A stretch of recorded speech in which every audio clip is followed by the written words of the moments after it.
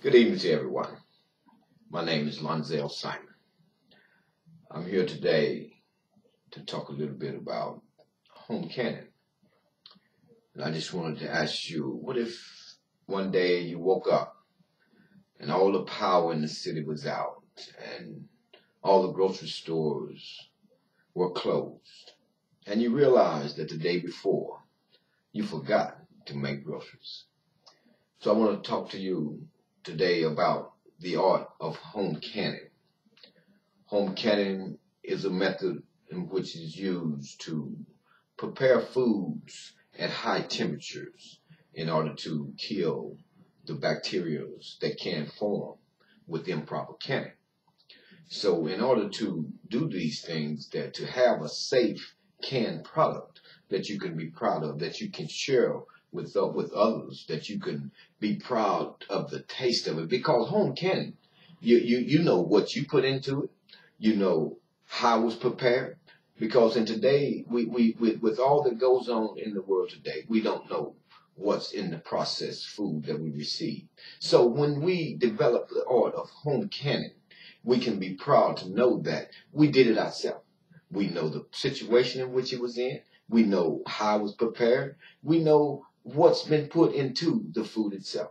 And so home canning, it requires some certain things, because done unsafely, home canning can cause sickness, because if not done at the proper temperatures, it would cause fungus to grow inside of the food.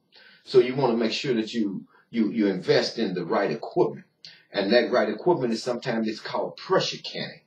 Pressure canning is the ability to be able to submerge the jars of processed food in a high water solution with a high temperature, and that temperature rises inside of that pressure canner. And these can be expensive, but the expense can be saved over time, because as you begin to develop the art of home canning, you realize that some of the available tools you use every day. When you go to the grocery store and you buy glass jars, and these jars have these twist type tops on them, they're able to be reused. Only thing you would have to purchase would be what is called a lid. And most of these are mason jars. Everyone has heard of mason jars. You see them in the restaurant. You see them where they serve iced tea out of them. These are the perfect jars for canning. So in order to do these things, when you purchase these items, and there are other tools that go, there are tongs, there's a proper funnel, there's wire pliers that you can, scissor type pliers for lifting the hot jars out, to do it in a safe manner.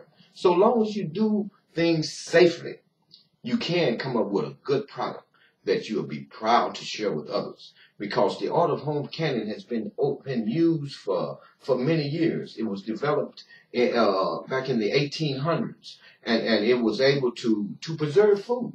So if you say just like I said before, if you lose power and you don't have anything in the house and you have canned this food, you know you got something ready available for you. So if it's and for me, I find that home canning is relaxing, because after a stressful day, a stressful week, a stressful month of just going to work day in, day out, attending meetings and attending different functions that go on in our daily lives, we need an outlet.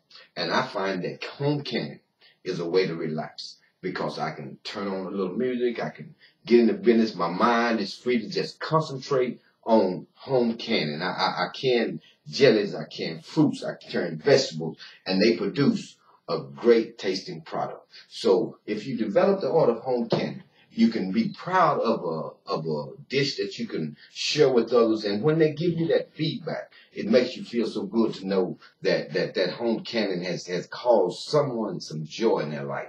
So that's what I get out of home canning. But like I said, you need the right tools. You need the right tools. So, and that would be something like this. That would be a pressure canner. A pressure canner with holds hot water, and pressure builds up. You have the lid that goes on that keeps the pressure when it begins to do the dance, the hula dance. you know the pressure is building. Then there are time frames. So you have to allow that time. For jellies, it's around about, you let it dance for about 3 minutes. For fruits and vegetables, you let the little thing do the hula dance for about 15 minutes, 10 to 15 minutes. And it depends on, you add PSI.